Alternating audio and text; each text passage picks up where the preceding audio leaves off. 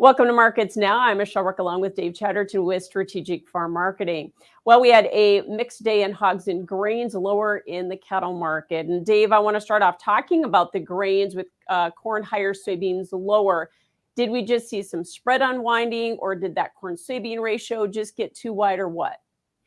Yeah, Michelle, I think the answer is probably a little bit of both. I mean, certainly when we look at the adjustment that was made after the USDA data last week and the surprise on the acreage figures, it certainly favored that, long corn, long soybean, short corn type of a trade. I think we did see some of that unwind. We briefly tested that 2.8 to 1 ratio in terms of the corn bean ratio here. And that's just historically kind of pushing the bounds of the higher end of the historical range. So certainly a little bit of a correction in that. And when you look at the entire soy complex, you look at the meal, you look at the oil, add the soybeans in, it's been a pretty big push up. It started with the EPA decision on the oil side, and then with the USDA and the weather marks on the whole soybean side. So a correction here, not necessarily out of line, unexpected, not necessarily any kind of an indication of a trend change. But I think with the trade looking forward here to the end of the week and into next week's pretty important USDA report, where they're going to incorporate that acreage data into their supply demand line items, we're going to see a little bit more of this choppiness as people prepare for that. Was there also maybe a little profit taking just because technically we couldn't seem to get through that $14 mark, even with this 4 million acre loss in acres? Yeah, I mean, post USDA report last week, we went right back up, tried to test those June highs, unable to kind of push through that, Michelle. And as you said, I think it just warrants a little bit of profit taking here and a little bit of hesitation in the market. Okay. We're struggling for a little bit of a conviction or a clear direction here. And I think the trade, in some degree, waiting for those USDA numbers to see how they handle yield, see how they handle the demand items, and get a look at what the carryout ideas are from the USDA after they've made the stocks and acreage adjustments here. Yeah, so what are you expecting? Let's talk and tee up here for the WASDE, because if the acreage figures are kind of digested already, what are we going to see in terms of yield adjustments from USDA? It's only a July report. They usually don't make a lot of adjustments yet, do they? Yeah, it's a little early in the process, but of course we've been watching what's happened. We had the drought monitor out again today, a little bit of improvement there, and we've had some rainfall in some of the drier areas, but not enough to really bust the drought or overcome where we're at.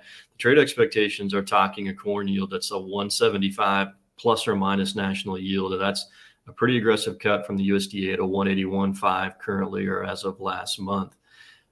We may get that, we may not, Michelle, but even at a 178 type of a number, we're still going to see a pretty good year over year increase. Due to the acreage situation there. In beans, we've got a little bit more runway in front of this crop, a little bit, longer glide path in terms of pod fill and when we're actually determining the bean yield. So the trade a little bit less aggressive in that sense.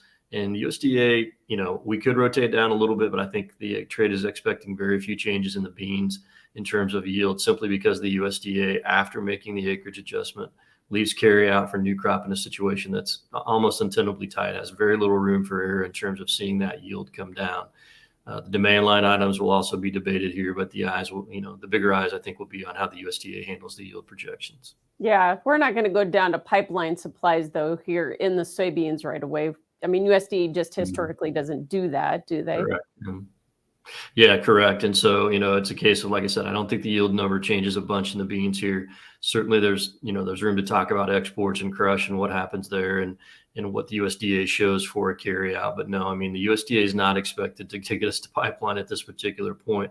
I think the sensitivity issue for the market is going to be last half July and into August. If there's a sense here that the weather is going to rotate back to a drier pattern, put that bean yield in question, and perhaps, to take trade ideas lower, that's when things could certainly get very interesting in terms of where bean prices go here the remainder of the season.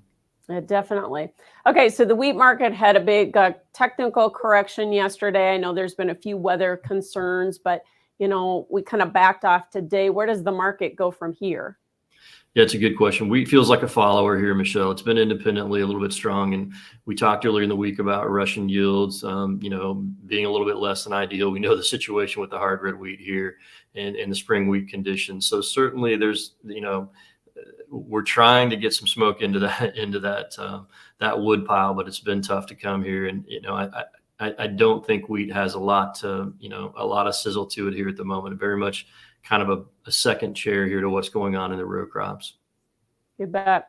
So cattle market kind of confirmed these reversals with the action today, but is this a part of the seasonal correction that we normally see, or is this part of a healthy correction in a big bull market? What do you see here? Are we going to negate these reversals like we have before? Well, it's certainly possible. I wouldn't count the cattle market out. It's been a very strong performer here really since the early spring. Having said that, this does line up well with the time for a seasonal top and a little bit of a correction to start in place. We've seen that happen a little bit. Cash trade today seemed to be indicating that we're steady to higher here. We're holding a very strong basis, but it might make it a little tough for those futures to continue to correct lower. But I think with a big fund long in the market, and you're talking over 100,000 contracts as of last Friday's CFTC data, the caution flag is out here in terms of, how much more they want to press this thing to the upside and how long these longs want to stay with those positions. So, just because of the seasonality here, I think it's taking on just a little bit of a more ominous role here in terms of the downside action. Definitely.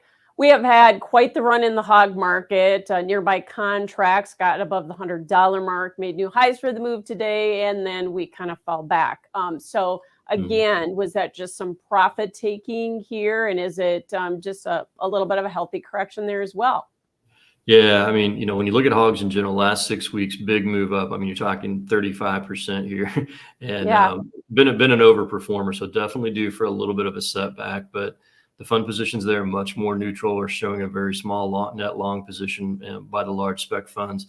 And we're in a situation where seasonally different situation than what we find in the cattle. Weights are coming down here. The cash market seems to be holding together here. The cutout's been on a very strong run. Over $100 for the first time this season, and kind of going in an opposite direction here and showing some independent strength. So yeah, I would view it more corrective as opposed to a topping action or a trend change here. All right. Well, thanks for joining us, Dave Chatterton with Strategic Farm Marketing, and that is Markets Now.